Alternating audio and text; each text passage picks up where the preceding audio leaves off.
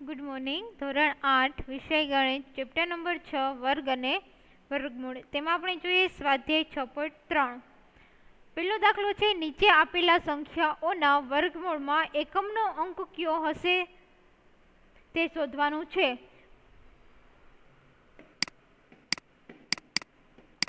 પહેલા તો વર્ગમૂળ કોને કહેવાશે? તો ધારો કે આપણે 2 નો વર્ગ 4 કરીએ છીએ તો 4 નું વર્ગમૂળ થશે 2. 3 નો વર્ગ 9 કરીએ છીએ તો 9 નું વર્ગમૂળ થશે 3. એટલે કે ઊંધું 2 નો વર્ગ 4 તો 4 નું વર્ગમૂળ 2. એવી રીતના થશે. તો પહેલી રકમ છે 9801. તો આપણે શોધવાનું છે કે વર્ગમૂળ આનું કાઢી, આ આખી સંખ્યાનું વર્ગમૂળ કાઢી તો એનો એકમનો અંક કયો હશે. તો પહેલા આપણે શોધવું પડશે કે કઈ સંખ્યાનો ગુણાકાર કરવાથી આપણે 9801 વર્ગમૂળ મળે. હવે ખાલી આપણે આખું વર્ગમૂળ નથી જોતું, ખાલી એકમનો અંક જ જોઈ છે. તો એવા કયા બે અંક છે કે જેના એકમનો અંક છે એ 1 થશે? તો ધારો કે હું 1 નો વર્ગ કરું એટલે 1, તો મને 1 નું વર્ગમૂળ શું મળે? 1. એટલે એનો એકમનો અંક કેટલો હશે? 9. પછી હું 9 નો વર્ગ કરીશ એટલે મળશે 81. તો 81 નો એકમનો અંક 1 છે એટલે 81 નું વર્ગમૂળ હું જો કાઢું તો 9 હશે. આપણે આ કેમ જોઈતું? ધારણ કે અહીંયા એકમનો અંક 9 છે. તો કઈ બે સંખ્યા? તો કે 1 અને 9. 1 અને 9 બે સંખ્યા એવી છે કે જેનો વર્ગ કરતા તમને 1 એકમનો અંક મળશે.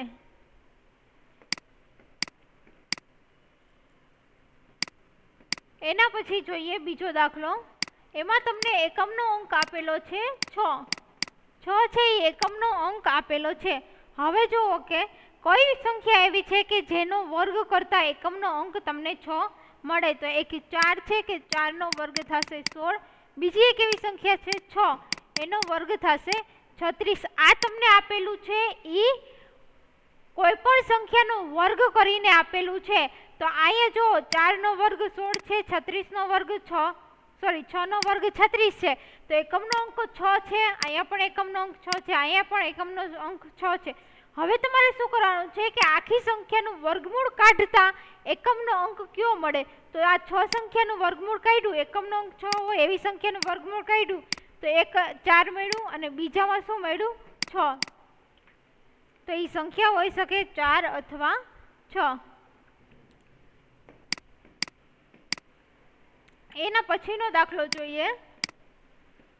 એમાં તમને ફરીથી એકમનો અંક કયો આપેલો છે? તો કે 1 છે એ એકમનો અંક આપેલો છે. તો આપણે પહેલા જ દાખલામાં જોયું, જો એકમનો અંક 1 હોય તો વર્ગમૂળ કાઢશો ત્યારે કઈ સંખ્યા આપેલી હશે? તો કે જવાબમાં શું આવશે? 1 અને 9. એ કેવી રીતના આવે એ આપણે પહેલા જ દાખલામાં જોયું છે.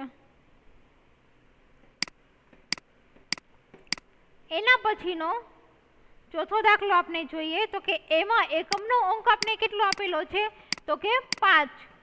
5 છે એ એકમનો અંક આપેલો છે. આ સંખ્યા કોઈ એક સંખ્યા એવી હશે જેનો વર્ગમૂળ છે એ તમને રકમમાં આપેલી સંખ્યા હશે. હવે આ સંખ્યાનું વર્ગમૂળ કાઢીશ તો એકમનો અંક શું મળશે એ જોવાનું. તો એવી એક જ સંખ્યા છે કે 5 ગુણ્યા 5 એટલે કે 5 નો વર્ગ કરી તો જ તમને 25 એકમનો અંક 5 મળે. તો એનું વર્ગમૂળ કાઢતા મને એકમના અંકમાં શું જવાબ મળશે? તો કે 5. એના પછી બીજો દાખલો છે. કોઈ પણ પ્રકારની ગણતરી કર્યા વિના જણાવો કે નીચેના પૈકી કઈ સંખ્યા પૂર્ણ વર્ગ નથી. તમારે પૂર્ણ વર્ગ સંખ્યા ગોતવા માટે કોઈ પણ દાખલો કરવાની, છેદ ઉડાડવાની, ભાગાકાર કરવાનો નથી. ડાયરેક્ટ સીધે જ કરવાનું છે. તમે ટેક્સ્ટ બુક જરૂર પડે તો બાજુમાં રાખજો. હું અહીંયા દાખલાની રકમ તો લખું જ છું. એમાં પહેલો દાખલો જોઈએ. પહેલી રકમ છે 153. હવે આ સંખ્યા વર્ગમૂળ છે કે નહીં એ આપણે ચકાસવાનું છે. હવે તમે જો આપણે સ્વાધ્યાય 6.1 માં જોયું હતું કે કોઈ પણ સંખ્યાનો એકમનો અંક 0, 1, 4, 5, 6 કે 9 હોય. કોઈ પણ સંખ્યાનો એકમનો અંક 0, 1, 4, 5, 6 કે 9 હોય તો જ એ સંખ્યા પૂર્ણ વર્ગ થઈ શકે. આ એકમનો અંક કેટલો છે 3, તો 3 છે એ ઉપરનામાં આપેલું નથી, એટલે કે આ સંખ્યા છે એ પૂર્ણ વર્ગ સંખ્યા નથી.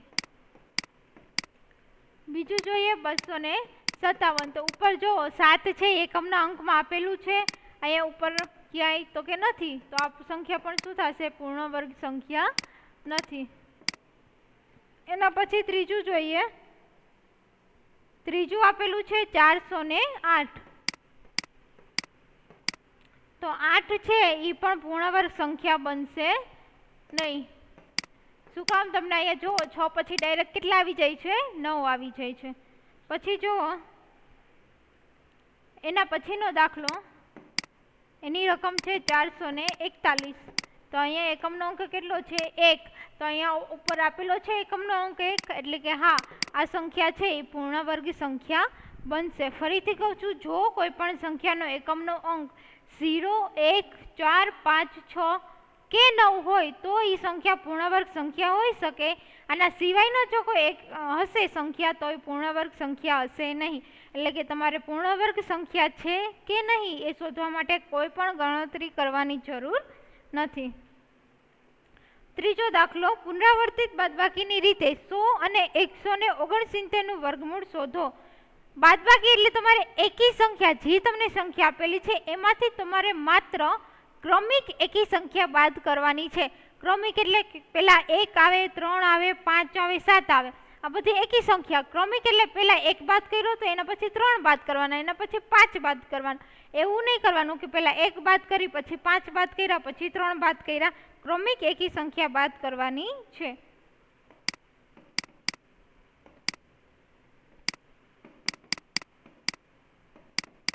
એમાં પહેલી રકમ છે 100. તો હવે પેલા આપણે એકી સંખ્યા બાદ કરશી. 100 માંથી 1 જશે, કેટલા વધશે? 99. હવે 1 પછી એકી સંખ્યા કઈ આવશે? 3, એટલે કે 99 માંથી 3 બાદ કરશી, મળશે 96. હવે 96 માંથી 3 પછી કેટલા આવશે? 5, એટલે કે 96 માંથી 5 બાદ કરશી, જવાબ મળશે 91. 91 માંથી 7 બાદ કરશી એટલે જવાબ મળશે 84. 84 માંથી 7 પછી આવશે 9 બાદ કરશે એટલે મળશે 75. 75 માંથી 9 પછી આવશે 11 એટલે કે મળશે 64. 64 માંથી બાદ કરશી 13 એટલે કે મળશે 51. 51 માંથી 15 બાદ કરશી એટલે મળશે તમને 36.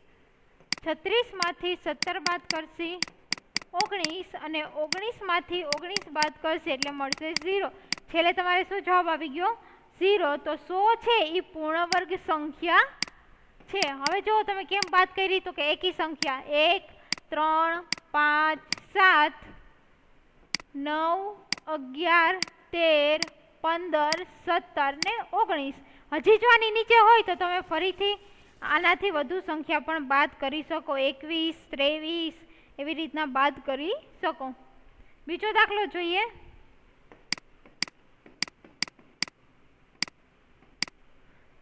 એકસો ને 69. ઓમાં કર્યું તું સેમ ઈ પ્રોસેસ. એકી સંખ્યા છે એ બધી આપણે બાદ કરશે. પહેલા બાદ કરશી 1 એટલે તમને જવાબ મળશે 168. પછી આપણે બાદ કરશી 3, 165. 165 માંથી 5 બાદ કરશી 160. 160 માંથી 7 153. 153 માંથી 9 એટલે કે 144.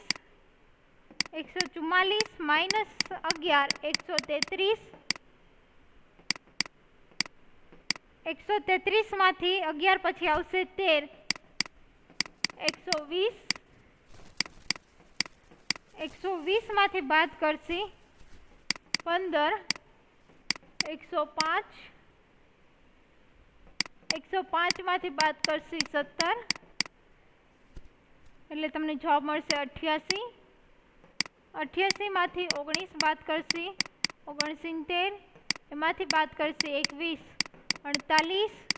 એમાંથી બાદ કરશી 23 એટલે કે 25, અને એમાંથી બાદ કરશી 25 એટલે કે આવશે 0. તો છેલ્લે 0 જ્યાં સુધી ન આવે ત્યાં સુધી તમારે કન્ટિન્યુ બાદ કરવાની રહેશે.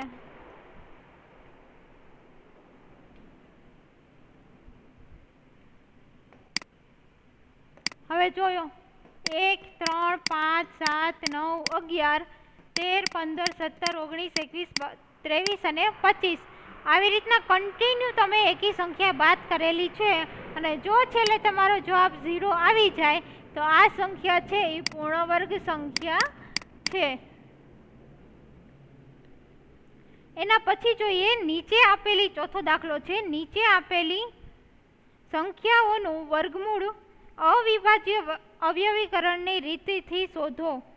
આપણે પહેલા ત્રીજા દાખલામાં જોઈએ તો ખાલી એટલું જ જોવાનું હતું કે સંખ્યા પૂર્ણ વર્ગ છે કે નહીં, તો આપણે એમને ગણતરી વગર શોધ્યું હતું. પણ હવે આપણે કીધું છે રકમમાં કે અવિભાજ્ય અવયવીકરણની રીતથી શોધવાનું છે.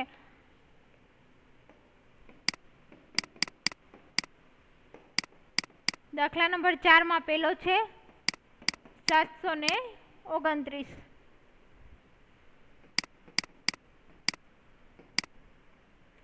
729 ને આપણે પહેલા તો 2 વડે ભાગાકાર કરશે, પણ 9 છે એ એકી સંખ્યા છે એટલે 729 નો ભાગ ચાલશે નહીં. 3 વડે કરીએ તો કેવી રીતના કરવાનો? જો તમને ન ફાવે તો તમે બાજુમાં ભાગાકાર, જેમ આપણે ભાગાકારની રીતથી કરી છે સાદા ભાગાકારની, એમ કરી અને અહીંયા ડાયરેક્ટ જવાબ પણ લખી શકો.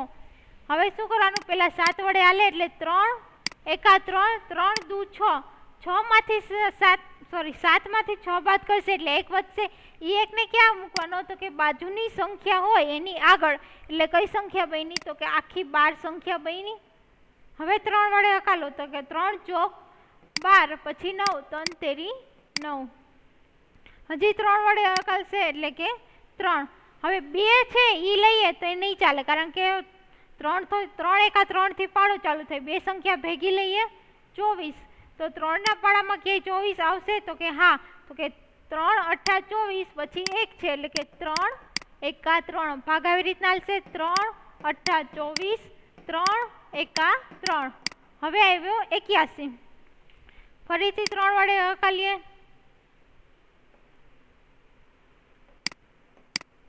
તો કે પેલા 8 માં હાલશે તો કે 3 દુ 6 3, પછી 2 અહીંયા મૂકવાના 6. હવે 8 માંથી 6 બાદ કરશે તો 2 સંખ્યા વધશે. એ ક્યાં મૂકવાની? તો કે પાછળની સંખ્યા હોય એની આગળ, એટલે કે એકની આગળ. અહીંયા 1 હતો એની આગળ મેં મૂક્યા છે 2. હવે 2 મૂક્યા એટલે સંખ્યા બનશે 21. તો 3 ના પાડામાં એ સંખ્યા આવશે? તો કે હા. તો કઈ આવશે? 3 7 21. ફરીથી હકાલીએ 3 ને હકાલીએ 27 વડે. તમે જો ન ફાવે તો 27 નો ભાગાકાર બાજુમાં તમારે સાદા ભાગાકારની રીતથી પણ કરી શકો. 3 9 27, 3 તેરી 9. આવી રીતના ચાલશે. 3 9 27, 3 તેરી 9 અને 3 એકા 3. હવે આપણે લખી લઈએ કેટલી વખત 3 આવ્યા છે? તો કે 6 વખત. એટલે કે 3 ગુણ્યા 3 ગુણ્યા 3 ગુણ્યા 3 ગુણ્યા 3 ગુણ્યા 3. હવે જો 2 વખત હું 3 ભેગા કરું તેને 3 નો વર્ગ લખાય. તેવી કેટલી વખત લખાશે? 3 વખત. એટલે કે 3 નો વર્ગ ગુણ્યા 3 નો વર્ગ ગુણ્યા 3 નો વર્ગ. હવે આપણે વર્ગમૂળ કાઢવું છે એટલે 2 નીકળી જશે એટલે ખાલી કેટલા આવશે? 3 ગુણ્યા 3 ગુણ્યા 3. 3 તેરી 9, 9 તેરી 27. એટલે જવાબ તમને મળશે 27.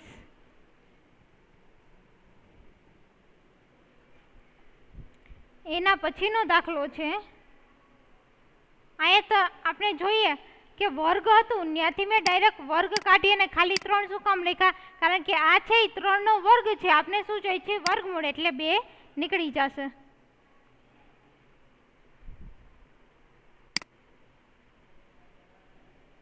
એના પછી જોઈએ 400.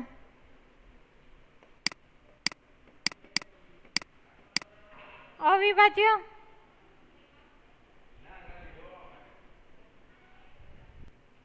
હવે 400 છે એનો ભાગાકાર કરીએ. પહેલા દાખલામાં કર્યો તો એવી રીતના આમાં ભાગાકાર કરવાનો છે. જો તમને ન ફાવે તો સાદી રીતના કરવાનો રહેશે. પણ જ્યારે તમારે પેપરમાં લખવાનું થશે ત્યારે તમારે આ રીતથી લખવાનું થશે. રફમાં પાછળ ભાગાકાર કરી અને આ રીતથી લખવાનું. 2 વડે ભાગાકાર આલીએ 2 દુ 4 2 દુ 4 0 0 છે એમને મૂકી દઈએ. ફરીથી 2 એકા 2 100 100 ભાગ્યા 2 કરશે એટલે કેટલા આવશે 50 50 ભાગ્યા 2 કરશી 25. હવે 25 ભાગ્યા 2 થશે નહીં. 25 ક્યાં પાડામાં આવશે તો કે 5ના પાડામાં. તો કે 25 25 25 અને 5 એકા 5. હવે જેટલી વખત અહીંયા લખેલા છે તમને એ બધી સંખ્યા લખવાની. તો 2 કેટલી વખત છે 4 વખત અને 5 કેટલી વખત છે 2 વખત. હવે આગલા દાખલામાં કર્યું હતું એવી જ રીતના બબેની પેર કરી દઈએ. તો કે 2 નો વર્ગ ગુણ્યા 2 નો વર્ગ ગુણ્યા 5 નો વર્ગ. આપણે અહીંયા વર્ગ નથી જોતો, વર્ગમૂળ જોઈએ છે એટલે ઉપરથી વર્ગ નીકળી જશે.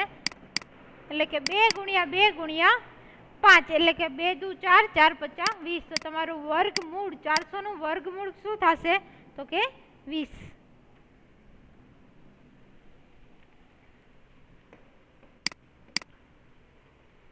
ત્રીજો દાખલો છે 1764. હવે ભાગાકાર કરીએ.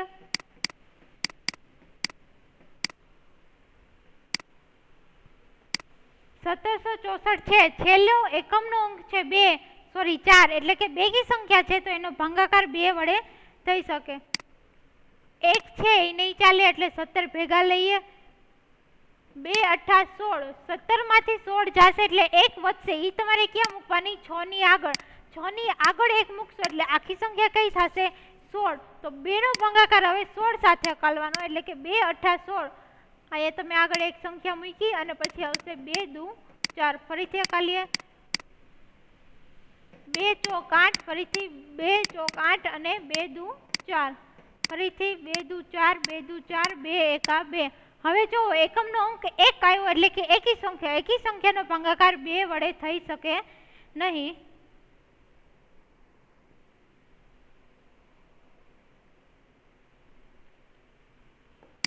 સોરી, અહીંયા 2 એકા 2 વડે ભાગાકાર ચાલશે.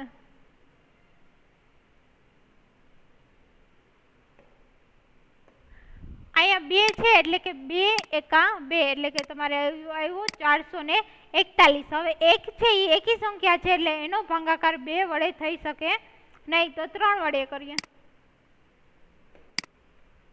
3 એકા 3 3 એકા 3 4 માંથી 3 જશે 1 વધશે. એ તમારે પાછળની સંખ્યા હોય એની આગળ મૂકવાના એટલે કેટલા થશે તો કે એ સંખ્યા થશે 14. હવે 14 ભાગ્યા તમારે 3 કરવાના એટલે થશે 3 ચોક 12. 3 ચોક 12 14 માંથી 12 કાઢશો પાછા કેટલા વધશે 2. એ ફરીથી એની પાછળની સંખ્યા 1 છે એની આગળ 2 મૂકવાના. પાછળની સંખ્યા 1 એની આગળ 2 મૂકવાના એટલે થશે 21. તો હવે તમારે ફરીથી 21 નો ભાગાકાર 3 વડે કરવાનો એટલે કે 3 સત્તા 21. પાછો ભાગાકાર કરીએ 3 વડે તો કે 1 નહીં ચાલે, 2 સંખ્યા ભેગી લઈ 14 એટલે થશે 3 ચોક 12.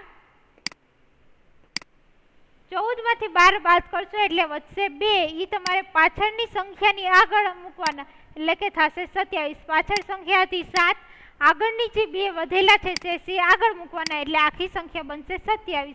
હવે આ 27 નો ભાગાકાર તમારે 3 વડે કરવાનો છે એટલે કે 3 9 27. હવે જો 49 છે એનો ભાગાકાર 3 વડે શક્ય નથી તો ક્યાં પાડામાં આવશે તો કે 7 ના. 7 7 49 અને 7 એકા 7. હવે જો 2 2 વખત છે, 3 2 વખત છે અને 7 2 વખત છે. સરખી સંખ્યા હોય એની બેની પેર બનાવવાની. 2 2 ને 2 એટલે કે 2 નો વર્ગ ગુણ્યા 3 નો વર્ગ ગુણ્યા 7 નો વર્ગ. અહીંયા આપણે વર્ગ નથી જોતો પણ આનું વર્ગમૂળ કાઢવાનું છે એટલે ઉપરથી 2 છે એ નીકળી જશે. 2 ગુણ્યા 3 એને ગુણ્યા 7 એટલે કે તમારો જવાબ છે એ તમને મળશે 42. તો તમારે 42 નો વર્ગ કરશો એટલે તમને મળશે 1764 જવાબ અને એનું વર્ગમૂળ કરશો એટલે તમને જવાબ મળશે 42.